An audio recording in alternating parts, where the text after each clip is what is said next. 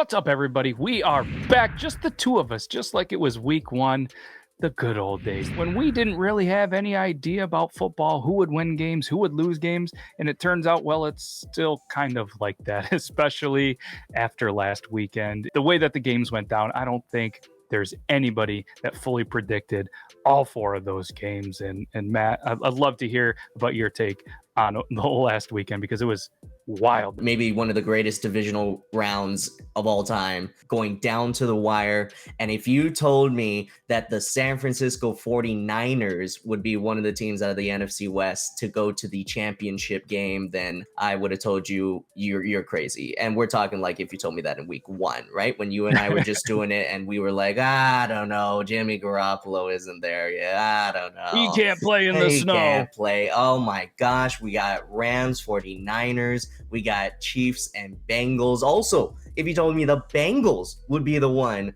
to be in the AFC Championship, I would have told you, well, little chance. They got a small chance, but I don't think so. Well, Look at where we are now. I'd love to see the odds of the preseason for these four teams. It's not a lot of matchups that we predicted, and if you went back last week, we're men enough to admit it. We made some mistakes. So did a lot of other people. I'd be super interested to see kind of how the house did against that, because I feel like they did pretty well. But let's get right into the first matchup. AFC Championship matchup. We have the Cincinnati Bengals taking on the Kansas City Chiefs, and the Chiefs are a 7-point home favorite.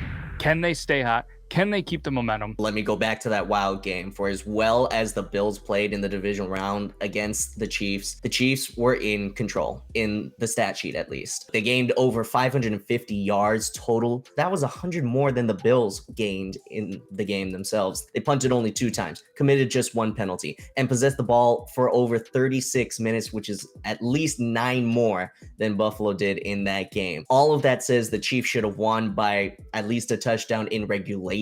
But we all know that the Bills had it. They had it. Cincy cannot let the Chiefs dominate statistically like that. They didn't the first time these two met up, where the Bengals ended up winning their division because of that 34-31 victory over the Chiefs. This won't nearly be the same. First of all, it's going to be in Kansas City, and we've already seen the offensive line struggles with the Bengals on the road in the playoffs, at least against Tennessee, where they gave up a whopping 9 sacks. The Bengals haven't scored 30 points since that KC game. I just think I like the Chiefs more, even with the points. Cincinnati's 6-0 against the spread in their last 6, while the Chiefs are 8-2 against the spread in their last 10. We all know Kansas City is going to put up some points, so it almost says, hey, can Cincinnati stop them? Bills had one of, if not the best defenses in football, and they got lit up. Cincinnati, they're a little bit beat up on the defensive end. They have this who day, right? Not who dat.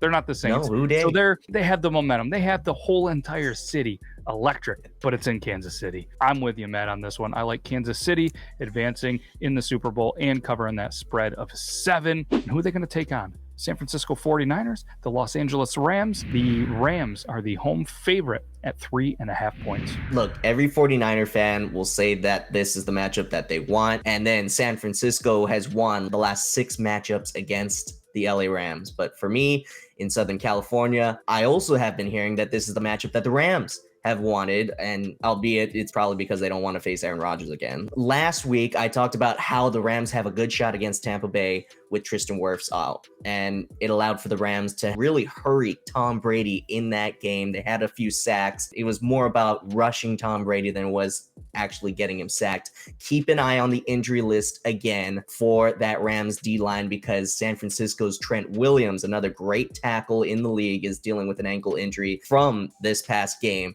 that may keep him out. However, I will point out that this time around, I think that the Rams tackle, Andrew Whitworth, could be out again after missing the last game.